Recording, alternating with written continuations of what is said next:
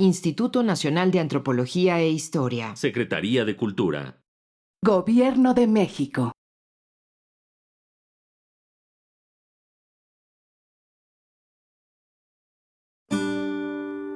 Su sustancia está hecha de evocación, recuerdo, rememoración y de lo que toma del porvenir. Porque es una parte fundamental de nuestra identidad.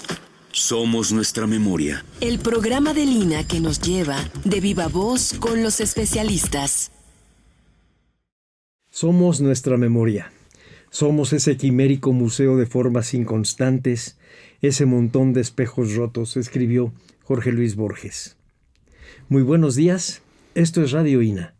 La Secretaría de Cultura y el Instituto Nacional de Antropología e Historia los invitan a acompañarnos en la emisión de la serie Somos nuestra memoria.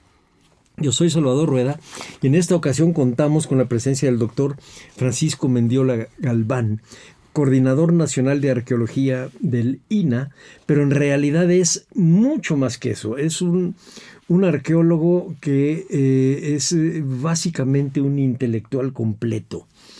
Voy a leer un poco de su currículum, pero yo tuve la fortuna de leer el currículum completo de Paco Mendiola. No, nos tardaríamos todo el programa nada más de leerlo. Pero sí les puedo decir que él es arqueólogo por la ENA, la Escuela Nacional de Antropología e Historia, desde 1984. Hizo su maestría en Antropología Social por el CIESAS en el 2006 y un doctorado en Historia por el Instituto de Ciencias Sociales y Humanidades Alfonso Vélez Pliego de la Benemérita Universidad Autónoma de Puebla. El tema de hoy se le puso, en términos generales, el arte rupestre, que es lo que Paco Mendiola me dijo que podía hablar.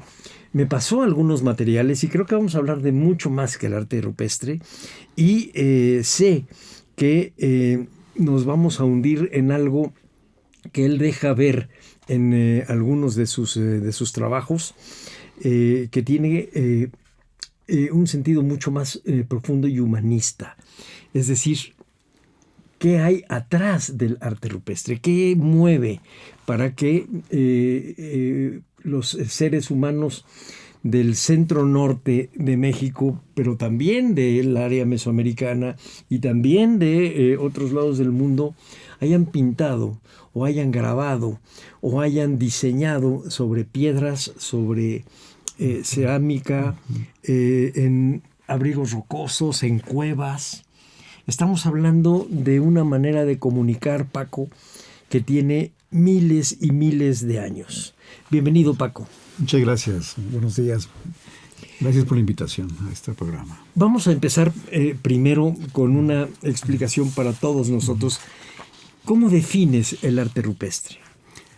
El arte rupestre es una expresión cultural que tiene técnicamente manifestaciones de orden gráfico, con técnicas como, por ejemplo, asentamiento de pigmento sobre matriz rocosa, eso es pintura, o alteración de esa matriz.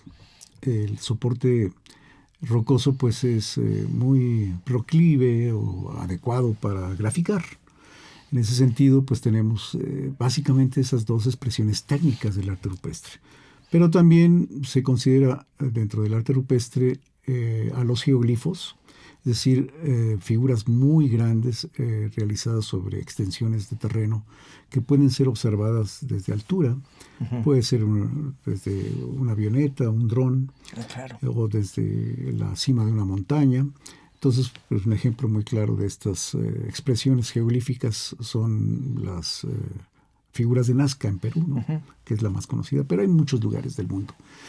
Y también el arte mobiliar o pequeñas rocas graficadas, sea con grabado o con pintura. Entonces esto, en términos generales, pues define lo que es el arte rupestre. Claro, es una aproximación muy, muy técnica, muy somera, pero el arte rupestre es de una complejidad impresionante. Con estos años de investigación que yo he realizado, más de 25 años estar reflexionando qué es el arte rupestre, pues nos lleva a Honduras, que podemos medio tocar en esta ocasión, ¿no? Sí. No, bueno, la primera, Paco, y a lo mejor voy a decir una tontería, pero en eso soy totalmente neófito. Pero leyendo el texto que preparaste para los diseños de arte rupestre en Chihuahua, yo pensé, no sabemos exactamente de cuándo vienen. Hablas tú de que solamente tomaron la parte yuto-azteca, pero están todas las demás. Estamos hablando de básicamente de grupos nómadas que incluso pudieron haber llegado de mucho más allá de Utah y que tuviesen esta idea de representar en paredes rocosas o en piedras animales, gráficos. Cuando hablas de gráficos estoy entendiendo un modo casi de escritura. No es una escritura, pero casi. Pero entonces, Paco, tuve la fortuna, la suerte, el azar de que cerré el libro tuyo a la mitad y me salí a comer. Y entonces vi a los grafiteros en la zona que está acá rumbo al metro de Insurgentes en la Ciudad de México. Y entonces dije, eso también es un arte rupestre. Están queriendo decir cosas, hay una serie de signos que supone uno son letras, pero solamente ellos las pueden leer. No sabemos exactamente qué estaban pensando y por qué. Y entonces mi primera pregunta es, Paco, ¿será posible crear una cronología del arte rupestre o tenemos que alargarla, como la música, al inicio de la humanidad y hasta el día de hoy?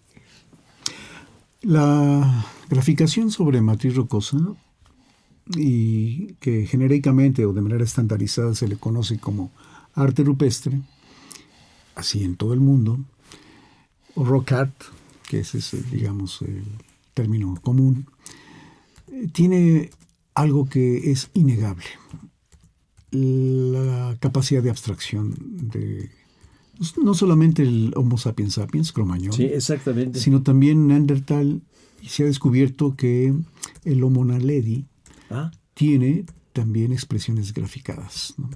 Además de que usó fuego. Entonces, esta capacidad de abstracción pues nos lleva inmediatamente a conectar con el lenguaje, con el canto, con la danza, con la música. Y en ese sentido, pues se vuelve algo que es universal. Entonces, la graficación sobre cualquier soporte, sea estuco, cerámica, óleo, es decir, tela, pues habla de esa capacidad de abstracción. Entonces, tenemos pues una idea algo estereotipada de que el arte rupestre es muy antiguo. ¿No? El arte rupestre se realiza en este momento. Claro. Siempre tratando de manifestar o expresar pues diversas situaciones de orden religioso, político, protesta. Entonces los graffiti en zonas urbanas pues son esta expresión de abstracción del Homo sapiens sapiens, del que se da cuenta que se da cuenta. Y pues claro que pues desde la época de los romanos pues hay evidencias de grafitis en los muros, ¿no? Y lo vemos en el Vesubio, que deja pues ahí improntas muy interesantes en graffiti e incluso eróticos, ¿no? Sí, cómo no. Entonces, bueno, pues esto abordado de una manera muy general, ¿no? Pero tiene una connotación que poco abordamos desde el ámbito de las ciencias sociales, que es el contenido estético de la práctica social. Entonces, esto no solamente habla de una relación con lo que tendría que ver con placer y belleza desde el punto de vista kantiano, sino producción de efecto emotivo. Pero ya nos vamos a meter en algo que va a venir en la segunda parte de la entrevista, que es el sentido estético. Pero ahorita lo que tú me estás proponiendo es una idea de antropología que se alarga miles de años, no solo para el Homo sapiens, sino para los, digamos, ancestros, ahí sí, digámoslo así, del Homo sapiens o sus paralelos, como en el caso del Neandertal. Pero estamos hablando de algo que sí es profundamente humano, mucho más antiguo, quizá, que la escritura misma. Estamos hablando de un tipo de manifestación no verbal que manifiesta estados de ánimo o conceptos de mundo que se nos han olvidado.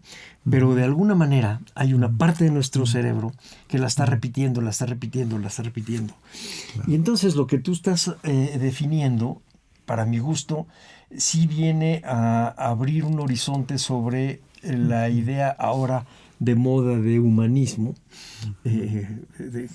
vuelta a traer la palabra a la vida pública, pero si vamos a hablar de humanismo tenemos que hablar de algo muchísimo más complicado, en donde si no hablan los antropólogos y los arqueólogos no se va a entender. Claro. Y yo pienso, ahorita acabas de hablar de Roma, y me acuerdo de un texto de Ítalo Calvino sobre la ciudad escrita, y son todos los grafitis que se encontraron en Roma.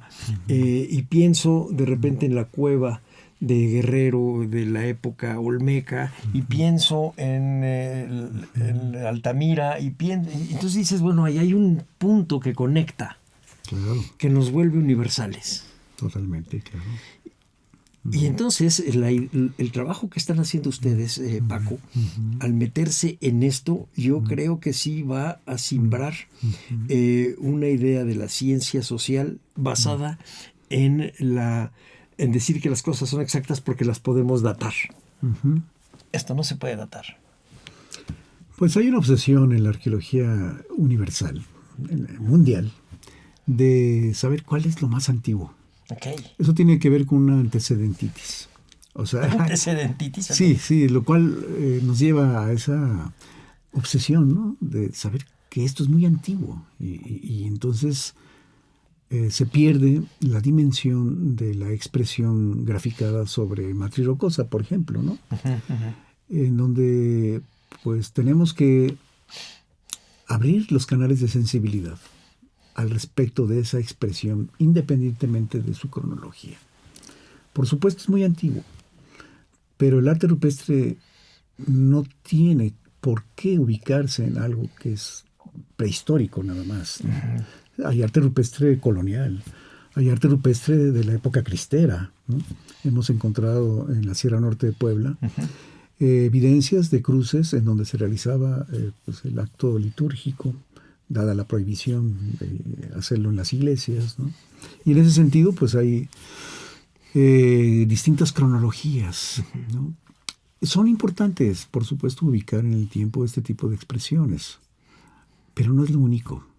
Entonces hemos perdido un poquito esa capacidad de ser sensibles ante una expresión que nos conecta inmediatamente con quienes nos han precedido. Sí. Entonces Simonet, por ejemplo, dice que cuando se grafica una pared rocosa, los seres humanos de ese tiempo quisieron pasar al otro lado del espejo.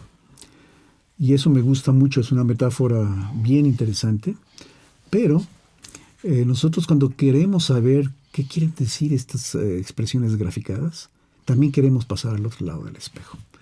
Por cierto, Simonet, citado en el último libro de López Obrador, Grandeza, me sorprendió que lo citara, porque Simonet, que es un periodista, habla de la historia más bella de la humanidad.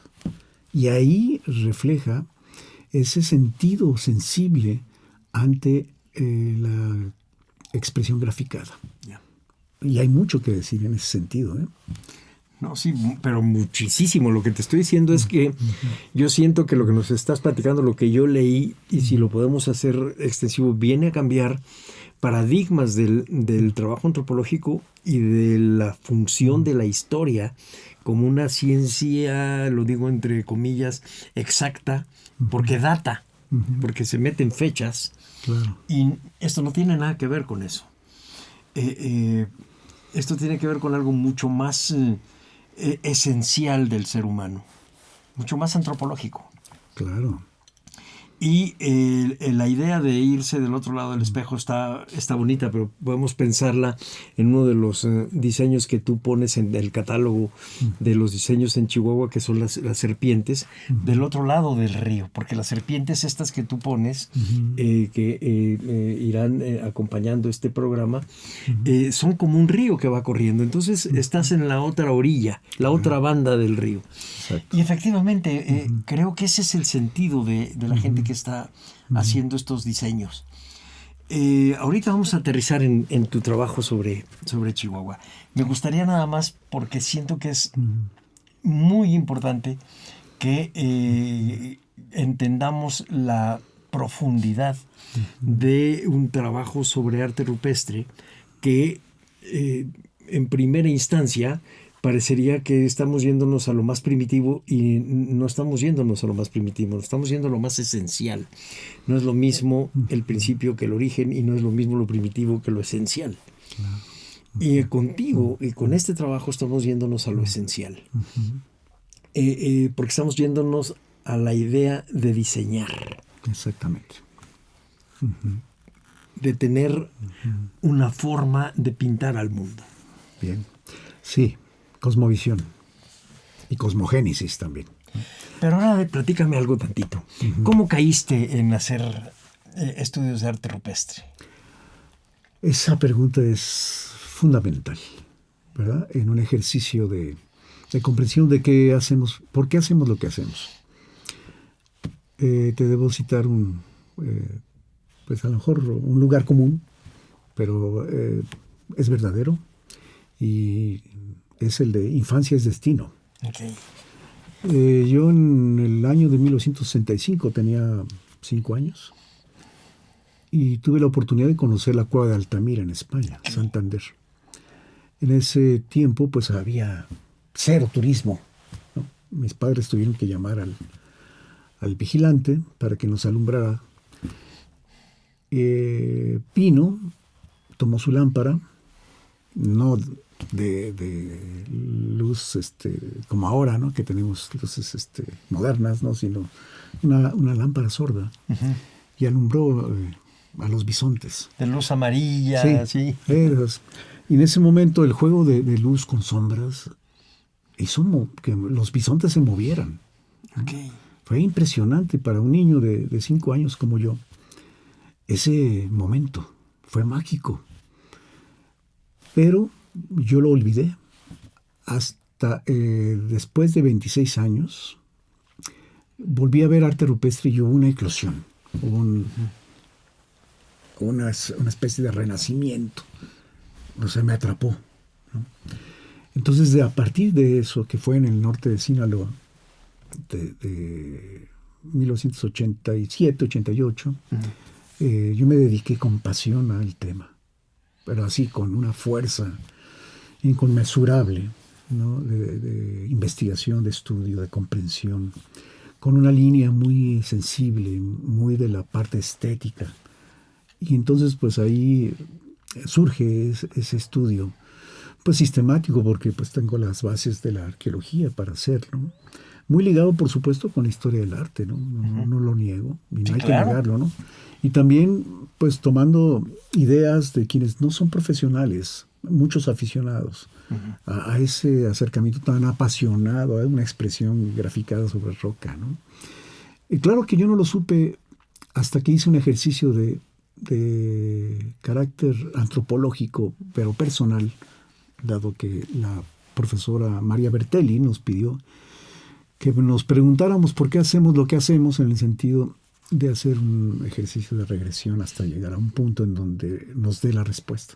Yo encontré ese punto en la infancia, y eso me marcó, ¿no? Y entonces yo trabajo con los niños, porque son los niños los que van a tener pues el desarrollo posterior, pero tiene que ver mucho con lo que les impacta en la infancia.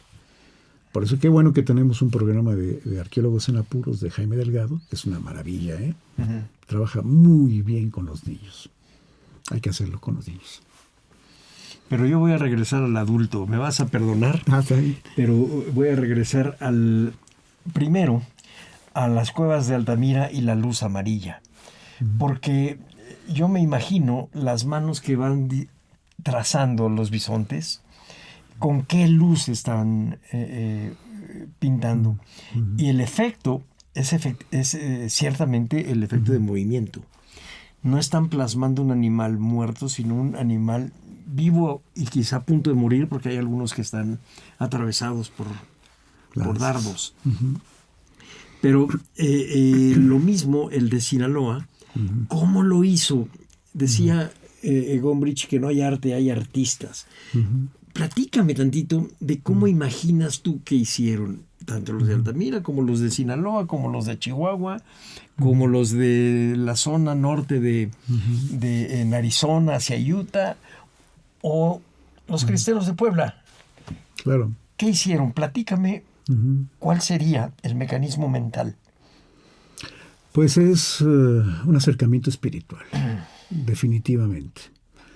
Hemos perdido esa capacidad de orden espiritual, no digo religioso, sino de intuición, de conciencia, en términos de su expansión. Y de ahí venimos, de la matriz rocosa. Bueno, lo dijo Carl Sagan en su momento, somos polvo de estrellas. Eso sí. ¿No? Entonces, el acercarse a una pared rocosa, a un bloque integrado, disgregado, rocoso, tiene una connotación más allá del respeto. Entonces, graficarlo es verdaderamente introducirse, integrarse a ese material rocoso porque somos parte de él, ¿no? Entonces, me lo imagino de esa manera muy intensamente, graficar una pared o un techo rocoso, con la idea no solamente de propiciar la casa, el alimento, sino de fundirse con ese material, porque somos parte de, ¿no?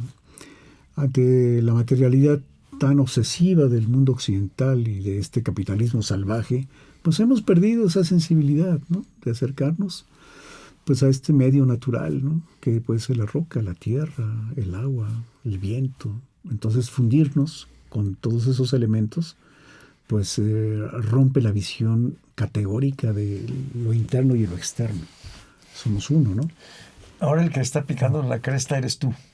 Me está picando la cresta a mí porque estoy pensando en Bansky, estoy pensando en nuestros grafiteros.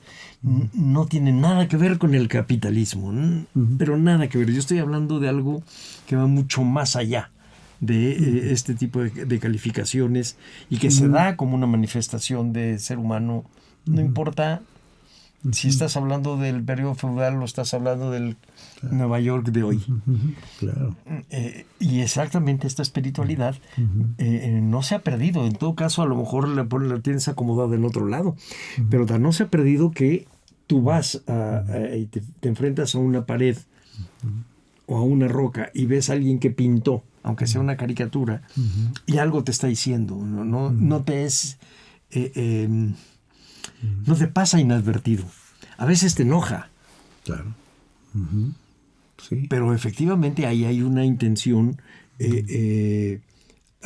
estética que va más allá de consumismos o no. Los artistas son individuales.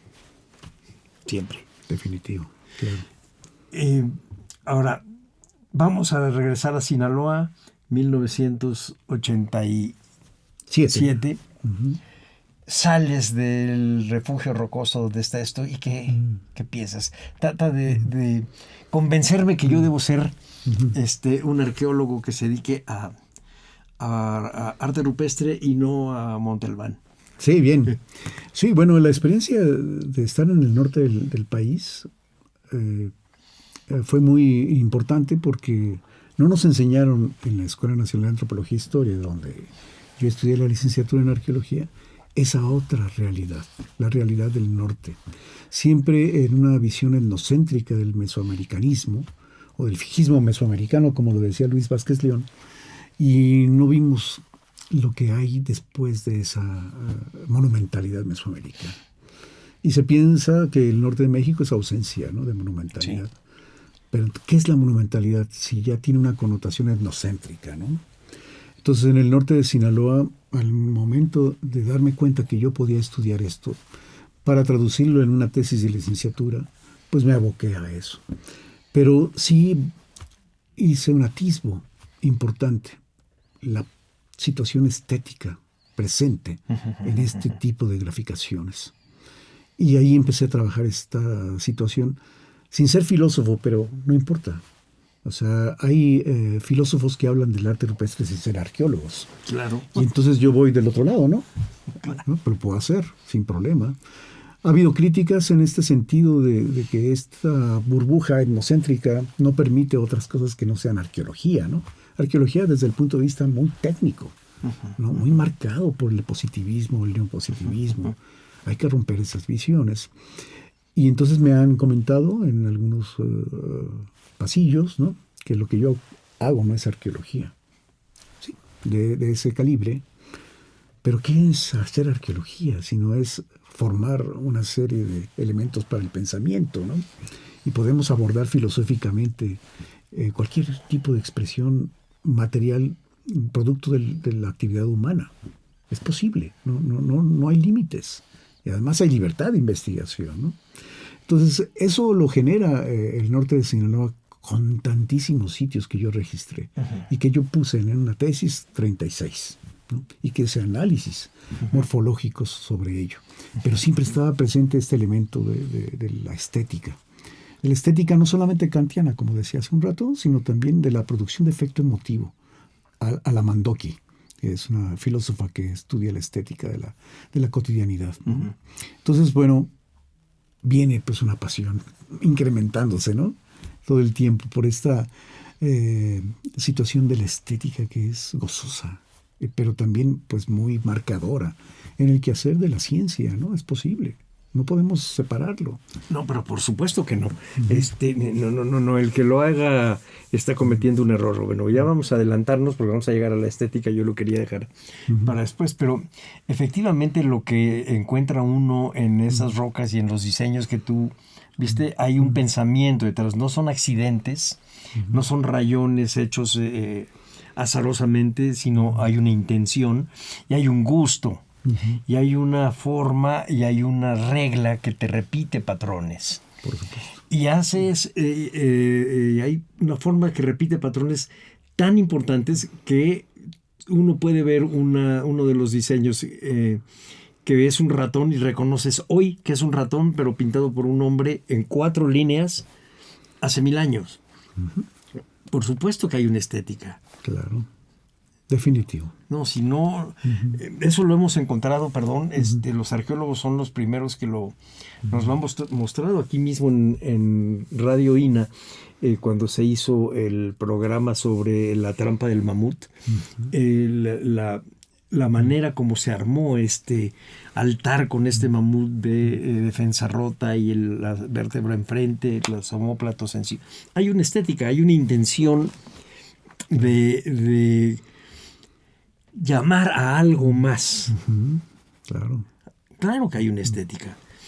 Pero en el caso de lo que tú estás proponiendo, hay además una estética que camina con las botas de 7 leguas, Paco, porque lo mismo, viendo el catálogo de lo que tú propones, los mismos diseños los puedes encontrar en una de las vasijas de Paquimé, que en una de las iglesias de la zona de Tarahumara, como me lo hizo ver la restauradora chihuahuense Carla Muñoz, en donde encuentra 2 diseños en la portada de una de las iglesias que están por Santa María de Cuevas, igualitas a las que tú pusiste, que encontraste en una cueva. Es cierto. Sí, bueno, es que esa atracción, ¿no?, esta graficación, pues posee tanta fuerza que la reproducimos. Y sí, podemos hablar de estilos como pruebas de la conducta social. Eso no lo voy a discutir. Pero más que esa conducta social, pues es la transmisión de ideas graficadas o ideografías, ¿no? Me gusta mucho pensar en las ideografías, que en su conjunto pues, nos pueden reflejar una cosmovisión. Uh-huh. Yo siempre le pregunto a mis alumnos cuál es el emblema o el logotipo más representativo del mundo capitalista. Y de repente uno dice, la Coca-Cola. Ese emblema está por todos lados. Asimismo lo podemos preguntar para el arte rupestre. Y por supuesto que eso nos ubica en el tiempo y en el desarrollo cultural. Entonces yo he encontrado figuras en la Sierra Norte de Puebla y en el sur de Puebla también, que tienen que ver con los indios pueblo del suroeste de los Estados Unidos. Ejemplos, la mujer con peinado de mariposa, también la serpiente con collar de maíz, el altar de lluvia, el peyote, el Tlalo Jornada Mogollón. Esos los he encontrado en Puebla. Y eso es migración. Eso es idea graficada que se comparte, ¿no? Eso lo encontré de manera muy constante en Texas, en Nuevo México, en Arizona y también en Chihuahua, Sinaloa. Por ejemplo, el Tlalo Jornada Mogollón, pues es un tlaloc no mesoamericano, de grandes ojos, ¿sí? Cabeza trapezoidal, cuerpo también trapezoidal, pero con diseño de manta. Y el diseño de manta es altar de lluvia, relacionado con el maíz, con la lluvia, con la nube, altar de lluvia. Entonces, pues son elementos comunes a los desarrollos tanto de nómadas como sedentarios, sobre todo de sedentarios, de los que practicaron agricultura, sobre todo de maíz, ¿no? Entonces, pues eso va rompiendo las ideas de que pues, el norte es vacío, roca seca, como lo dijo Fray Bernardino de Sahagún, y Mesoamérica es desarrollo agrícola. Pero pues hubo migración. Yo encuentro peyotes mordidos, representados, en una cueva del municipio de Huaytamalco, en Puebla, muy pegadito a Veracruz. ¿Qué hace esto aquí? Esto yo lo vi en las representaciones del arte rupestre del Caña del Café en Chihuahua, por ejemplo. O sea, representación de peyote completo y mordido, o el gajo desprendido, junto a una bolsa medicinal, donde se ponían los pedacitos de peyote. Eso es interesante. Y luego lo encuentras en Puebla. Lo encuentro en Puebla. Y luego hablas en tu libro también de ciertos elementos que encuentras en la zona de Chihuahua. No recuerdo si en Casas Grandes o en alguno de estos lugares, pero que son claramente aztecas. Bueno, sí, hay elementos que sí... ¿Así lo dices tú? Así sí, que tú dirás. Sí, hay elementos, sí, lo comento, porque son... digamos, muy universales esos elementos graficados, ¿no? Entonces puede estar representando pues, a un chimali, por ejemplo, o a un altar de lluvia, o la serpiente con cuerno, que tiene plumas, ¿no? Pues es la unión de la banda terrestre con la celeste. Entonces ya se ha ampliado mucho el horizonte de estudio de esta expresión cultural, no acotada nada más a situaciones muy primarias, ¿no? Porque pues se le relacionó en primer momento con cosas muy básicas. Y lo dice Adolfo Bess Mogart, los elementos primigenios del arte mexicano, pues es la línea recta, la ondulada, la espiral, la curva. Es una maravilla ese trabajo, lo recomiendo muchísimo. Y está publicado por la UNAM. Recientemente lo reeditaron. Sí, es una maravilla, Adolfo Bess Mogart. Y yo tomo muchos de esos elementos para poder jugar con cuáles son los elementos primigenios que nos dan la pauta para poder entender el desarrollo graficado sobre matriz rocosa, ¿no? Y entonces pues se van dispersando por todo el territorio de lo que ahora es México, ¿no? Entonces, en un intercambio, o sea, estas fronteras son porosas. Nada de que Mesoamérica llega al río Zapetatlán, Sinaloa, el Pánuco, el Lerma en el centro, el Pánuco para el Golfo, y ya no hay más, ¿no? Para Mesoamérica y para el norte del país. O sea, hay una mezcla impresionante de elementos.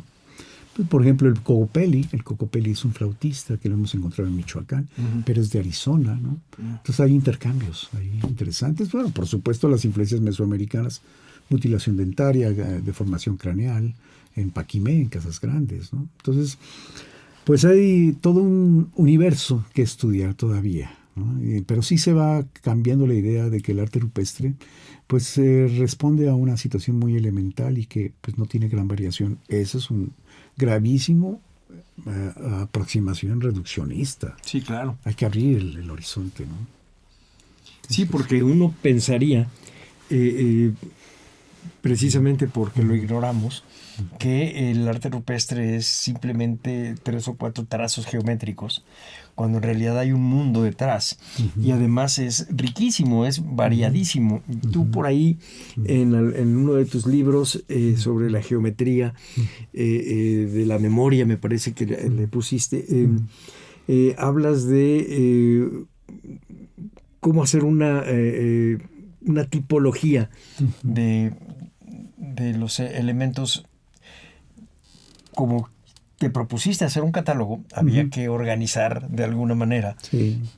Y entonces hay elementos homorfos, fitomorfos, antropomorfos, simplemente geométricos, del cielo, de la naturaleza en general, claro, de las plantas, del peyote, aparece todo el mundo ahí. Sí. Finalmente, en tu catálogo uno empieza a saber y está desde un insecto hasta el sol.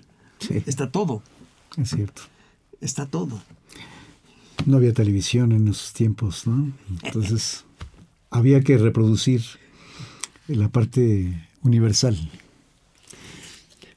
Habría que reproducir, ¿no? Entonces, pues, ¿qué se ve? Pues se ve las estrellas, el sol, la luna, los insectos, los animales, al ser humano. No, no es cierto, Paco. No piensas en eso.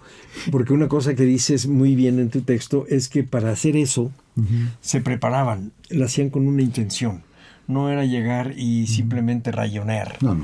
Había probablemente un ritual, había épocas del año donde se juntaban a hacer esto, había una lectura, había una intención de lectura. Así es. Que es lo mismo que aparece en la portada de esta iglesia jesuítica de cerca de Santa María de Cuevas, sí. En donde el que se está acercando no es el misionero, sino el que se está acercando es el indio tarahumara que está leyendo este diseño que está en una de tus paredes. Sí, es cierto. Eso es innegable. Y entonces le está diciendo algo. Entonces hay la sensibilidad del misionero, pero también del otro que está sabiendo leer y aceptando. Pero además son jesuitas, ¿no? Quienes tienen esta preparación intelectual humanística enorme, ¿no? Abierta, no cerrada. Y también los franciscanos, porque lo han hecho con los Pimas en Sonora. Entonces se invita a que esto se reproduzca en textiles, en cerámica, y que los Pimas nos digan qué sienten al estar en este espacio con graficación, sobre todo pintura rupestre, ¿no? Sí, vamos a hacer nada más un paréntesis para decirle a nuestro público que estamos llegando a la mitad del programa y recordarles que el tema en esta ocasión es arte rupestre y sus derivados. Ahorita vamos a ver por qué. Y para eso tenemos como invitado al doctor Francisco Mendiola Galván, arqueólogo, especialista en arte rupestre, pero también un pensador de la antropología como una disciplina que realmente descubre al ser humano. Fíjate lo que estás diciendo de los Pimas. Uno de los elementos que tú pones en tu catálogo de los de Chihuahua aparece en los rostros de las tarahumaras. Es decir, que lo mismo que pintan en una roca, lo pintan en la cara de una de las muchachas. Así es. Será hay un mensaje en donde el macrocosmos y el microcosmos se juntan. Totalmente de acuerdo. Sí, pienso también en la pintura facial de las mujeres seri o cóncava. Ah, claro, y las series. ¿No? Sí. Entonces, graficarse el cuerpo, escarificación, por ejemplo. Los tatuajes que ahora son tan de moda, ¿no? Que vemos en las piernas, en los brazos de personas, ¿no? Mujeres, hombres. ¿Qué pasa con esa devoción hacia la gráfica? ¿Qué sucede? No solamente a nivel psicológico, ¿no? Porque hay connotaciones de ese tipo, sino del orden cultural. O sea, esto no es cualquier cosa. O sea, la graficación ha sido una constante Sí. en el desarrollo evolutivo, no solamente de Homo sapiens sapiens, insisto, sino de homínidos muy lejanos, 400.000 años de antigüedad, ¿no? Sí. Si se descubriera, por ejemplo, que los australopithecus africanos graficó, sería un hitazo, no se ha descubierto, pero de Homo naledi ya lo tienen ubicado, ¿no? Entonces, ¿qué sucede con esta actitud devocional hacia la gráfica? Enormes interpretaciones, ¿eh? Y que va más allá de lo cultural, Paco, insisto, tiene que ver con aquello que maneja Steiner sobre la música. Él está hablando de libros y dice, sí, pero bueno, la historia del libro tiene tantos miles de años. Lo verdaderamente universal viene de la oralidad y básicamente debe ser la música. Estoy de acuerdo. No tenemos manera de reproducir como era, pero en todos lados del mundo hay. Y hay que pensar mucho en Pascal Quignard. Ah, claro.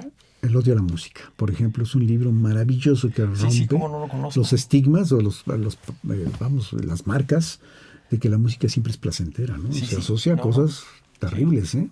Ahí lo dice Pascal Quignard. Sí. Bueno, ahorita que dices de Pascal Quignard, hace poco tuvimos acá a unos colegas tuyos que estaban haciendo un trabajo, o hicieron un trabajo acá en la zona del norte de la Ciudad de México, en la zona de Tepito, por ahí. Y había un fémur o una cosa ranurada que era efectivamente un instrumento musical que no debe ser placentero, debió conjurar a la muerte. La Michicahuascli. Sí, es un raspador.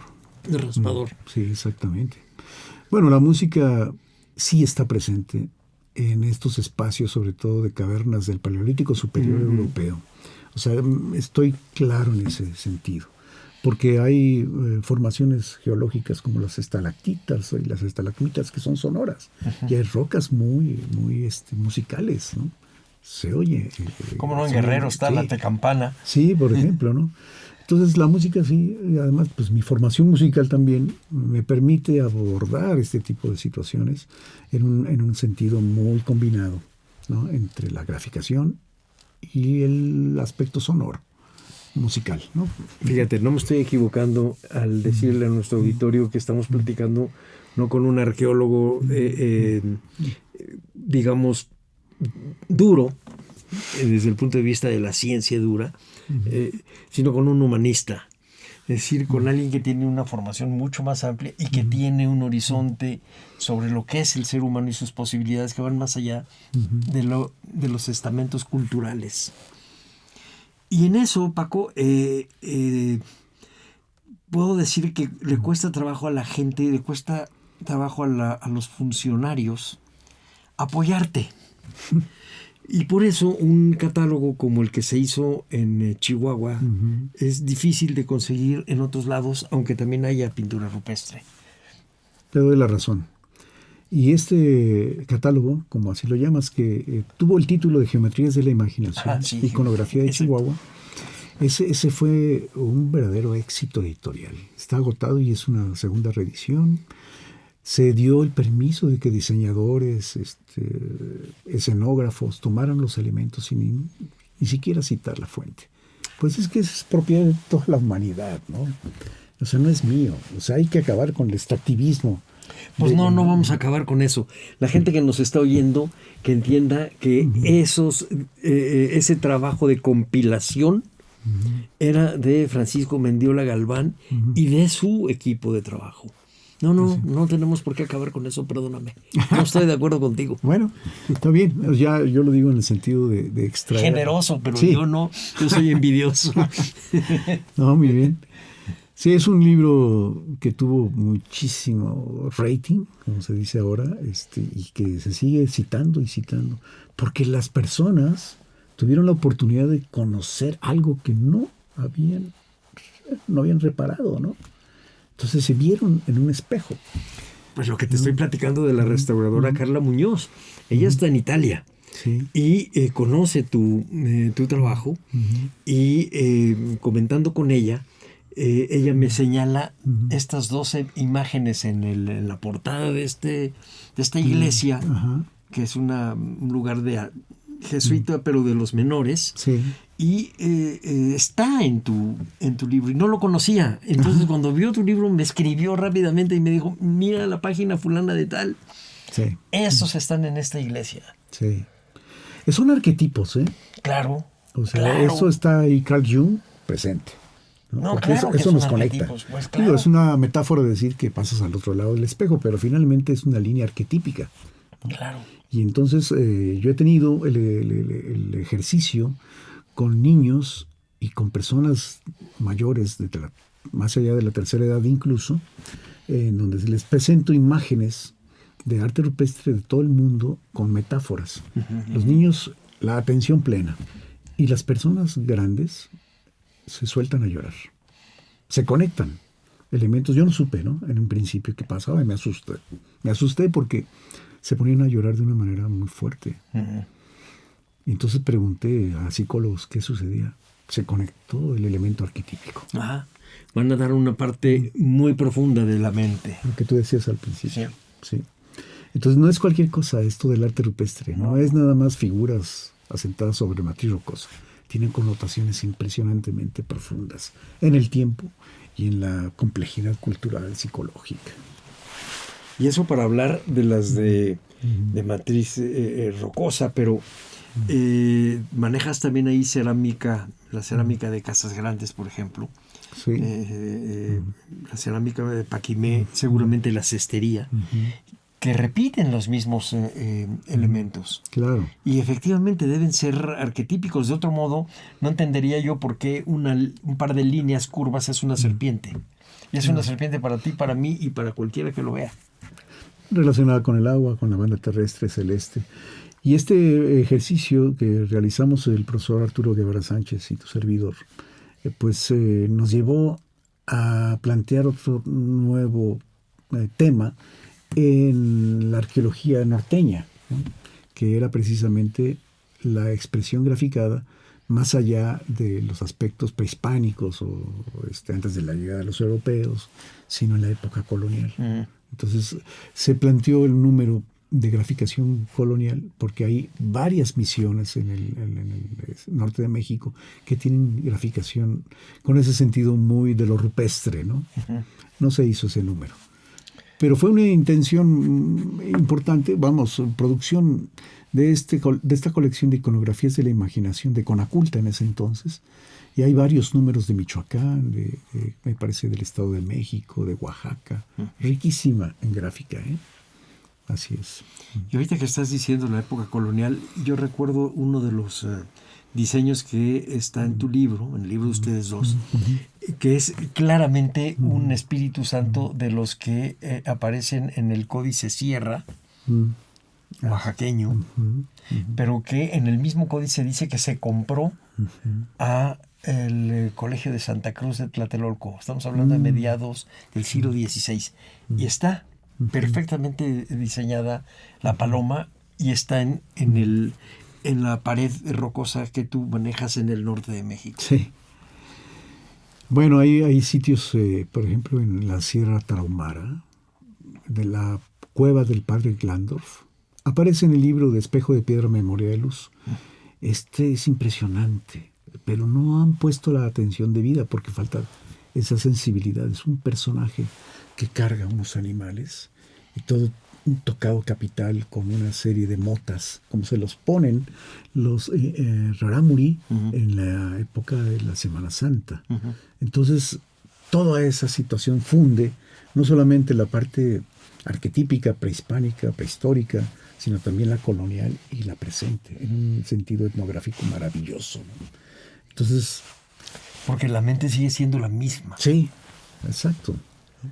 Estamos ante un fenómeno poco atendido en términos de lo arqueológico, yo diría, porque la monumentalidad nos ha marcado tanto que nada más pensamos en juegos de pelota, en plazas ceremoniales, ¿no?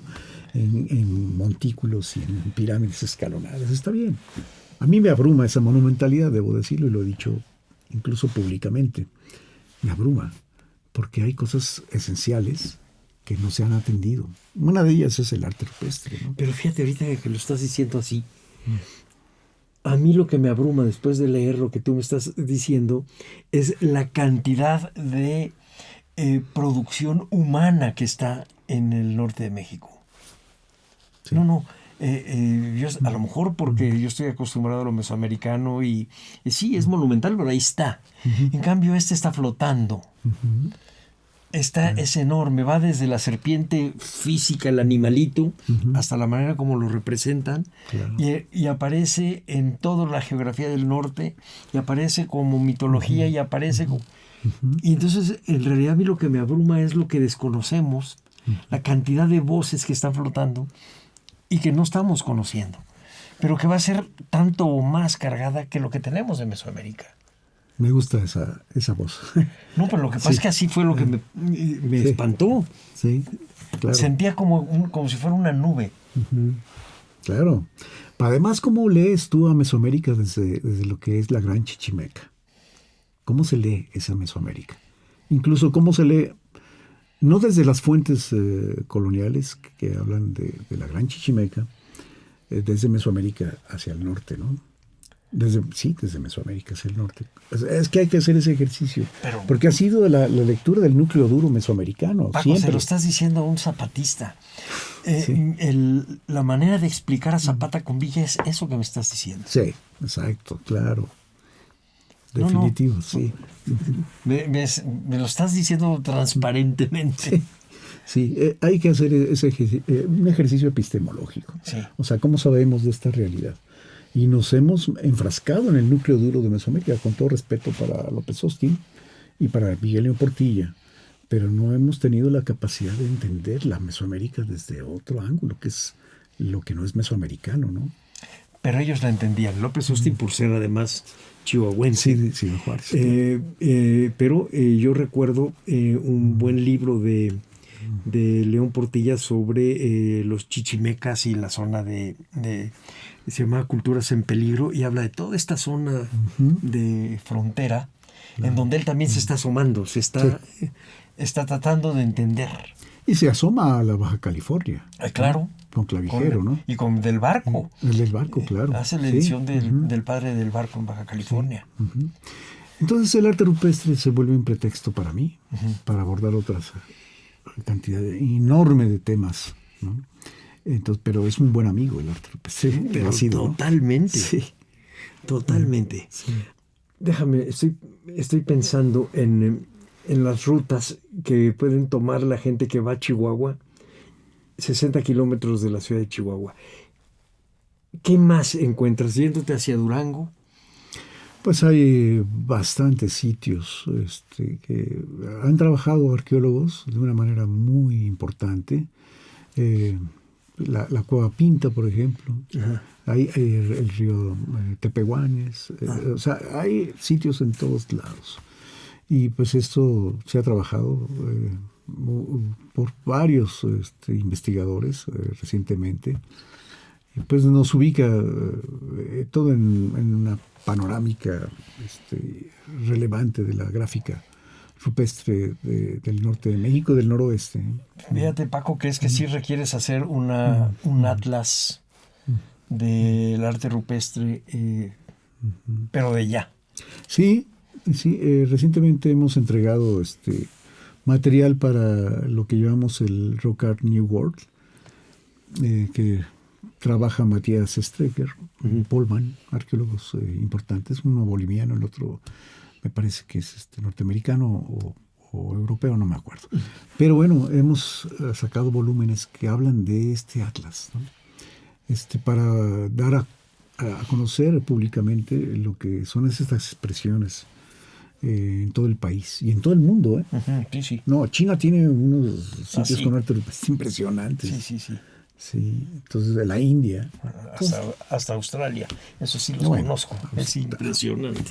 Sí, seguro, claro. Me dicen aquí de la cabina de Boca de Potrerillos, Nuevo León, me acuerdo yo de mis clases con López Austin y las cuevas que estaban en Tamaulipas. No sé si son de la zona que tú trabajas, porque tú trabajaste el área Yuto Azteca, pero ¿tienen similitudes? No, fíjense que esto, desde el punto de vista estilístico o morfológico, son diferentes. Okay. Lo que tenemos en Boca de Potrerillos. Okay. Sí, pues son formas de cosmovisión distintas. Okay. No tienen lo mismo. Pero eso es diversidad cultural. Claro. No es lo mismo. O sea, se pensaba de manera estereotipada que el arte rupestre era igual, ¿no? Balbuceos, ¿no? Infantiles, de graficación. Por supuesto que no lo son, ¿no? Y hay, por ejemplo, una constante, las manos al negativo y manos al positivo, desde la Patagonia hasta Alaska, ¿no? Tenemos representaciones de manos. Algunas muy antiguas, por supuesto, como el Río Pinturas en Argentina. Okay. Y acabamos de registrar, por cierto, en el último número de la edición especial de Arqueología Mexicana, el sitio de Santa María Cuapan, de Cañón de las Manitas. Ese lo vamos a trabajar. Pero son manos al negativo con una impresionante estética. Eso es que nos mueve a pensar que ahí hubo ritos de iniciación, ¿no? Del paso de la niñez a la etapa adulta, un asunto de la adolescencia no tan definido como ahora lo entendemos, pero sí, ¿no? Entonces es el rito de paso expresado con manos al negativo. Fíjate otra vez Pascal Quignard, pero él para la elección de música. Sí. Platícanos rápido, ¿qué son manos al negativo y qué manos al positivo? Sí, con todo gusto. La mano al negativo es poner la mano humana y hacer una aspersión de pigmento. Con la boca, con una cerbatana, con un popote, y se deja la impronta cuando se quita la mano. Esa es mano al negativo. La mano al positivo es tomar el pigmento y plasmarlo directamente sobre matriz rocosa. O sea, te pones la mano y la pone, okay. Sí. Ese ejercicio lo hacen mucho con niños de kinder en este país, porque les encanta. Pues claro que les encanta. Es el pasar al otro lado del espejo. Claro. Sí. Eso es el autor que te cité al principio. Sí. Entonces, vamos, estamos ante un fenómeno que poco se ha atendido desde el punto de vista de lo que quieras, psicológico, cultural, sociológico, antropológico. Así es. Pues creo que estás abriendo una puerta básicamente para la antropología y para la historia, y para la historia de México en el sentido de concebir lo mesoamericano y lo aridoamericano, que casi te lo puedo jurar, dentro de unos años se va a abrir también para la zona maya y vamos a tener 3 macroáreas culturales y no 2. Y vamos a entender el gran peso de lo humano que hay en este país. Enorme. Y que tenemos que defender y dar a conocer. Estoy muy de acuerdo con eso, porque pues es portentosa, ¿no? Es portentoso. La capacidad que tenemos como creadores, ¿no? de la materialidad transformada en un sentido cultural. Sí. Y venimos de ahí, del arte rupestre. Eso se olvida. Tenemos presencia en Mesoamérica de grupos nómadas que dejaron sus improntas. Eso es el origen del desarrollo sociocultural y también urbanístico. Ahí están los orígenes. De ahí venimos. No hay que olvidarlo, ¿no? Pues Paco, se termina el programa. Híjole, hay muchas preguntas. Y yo estoy seguro que vamos a conseguir para acompañar esta plática muchas de las imágenes que van a decir tanto o más de lo que pudimos platicar tú y yo en esta hora de programa. Te lo agradezco mucho. Antes de irnos, sí quisiera que nos dieras una lista de libros que están a la mano que podamos leer sobre arte rupestre. Bueno, en general y en México. En general, pues hay bastante producción en el INA. Tenemos los trabajos de la doctora María de la Luz Gutiérrez, del doctor Carlos Viramontes, la doctora María de la Luz Gutiérrez en la Sierra de San Francisco, maravilloso trabajo. Y también tenemos al doctor Carlos Viramontes con lo que ha trabajado en la parte de los Chichimeca, Querétaro, Guanajuato, ¿no? Tenemos el trabajo del doctor Moisés Valadez, maravilloso en Boca de Potrerillos, por ejemplo, y en Cueva Ahumada. Esos son, digamos, colegas muy importantes que han propuesto cosas interesantísimas para el arte rupestre, sobre todo del norte de México. Pero también pues tenemos lo que ha realizado la doctora Alma Vega, en un sentido muy de la etnociencia, que es pues novedosísimo ahora, con varios artículos que se han publicado también. También tenemos a Rodrigo Esparza con Jalisco. En Michoacán la misión francesa tiene varios trabajos. En fin, son pues, distintos títulos a nivel nacional. Pero sí leer de manera introductoria a Jean Claude. Jean Claude es maravilloso porque es de las voces más relevantes de la bibliografía para el arte rupestre universal y también europeo, ¿no? Sí, eso es básico, tenerlo en cuenta. Es de los que se me ocurren aquí ahorita, pero pues tenemos un trabajo del arquitecto Meismacher, el Miguel poblano Miguel sí. Meismacher, sobre la cueva, la pintada en Sonora. Es un trabajo que poco se ha entendido, pero es revolucionario. Él propuso cosas que nadie ha propuesto. Y fue una base de guía, me guió para hacer la tesis de licenciatura del norte de Sinaloa. Ya. Entonces, bueno, se me ocurren así estas bibliografías en este momento de rápido, pero sí hay cosas que nos acercan de una manera muy amable, sobre todo los Jean Claude, conseguirse ese trabajo, los chamanes de la prehistoria de Jean Claude, que bueno, y Williams también, tiene La mente en la caverna, por ejemplo, de Williams. Está padrísimo ese sí, título. es una maravilla ese libro, ¿no? Está publicado. No me acuerdo de la editorial, creo que es Sacal. Okay. Pero bueno, ahí tenemos muchísima bibliografía. Desde el punto de vista arqueológico, y no se diga desde el punto de vista de la historia del arte. María Teresa Uriarte pues, ha publicado cosas de Graciela San Francisco, ¿no? Entonces, pues, es un mundo enorme, ¿no? de bibliografía que podemos compartir con los lectores, con los radioescuchas, sin problema, ¿eh? Pues muchas gracias, Paco.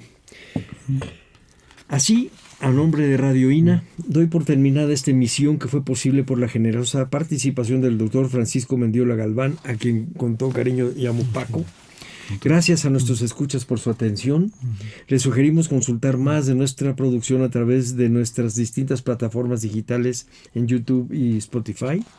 En la producción, la Coordinación Nacional de Difusión a través de la Dirección de Divulgación con Ana Galicia y la Subdirección de Radio con Gabriela Marentes, ambas al frente de cada una de estas dos áreas. La realización, Evanibaldo Morales. En la grabación y edición, Rubén Martínez. En el apoyo, Marta Hernández, Paula Bedoy y Jerónimo Cuevas. Yo soy Salvador Rueda. Hasta la próxima. Las opiniones y comentarios aquí expresados son de entera responsabilidad de quienes proporcionan la información y no representan necesariamente las opiniones de Radio INA ni comprometen el pensamiento editorial del Instituto Nacional de Antropología e Historia. Instituto Nacional de Antropología e Historia. Secretaría de Cultura. Gobierno de México.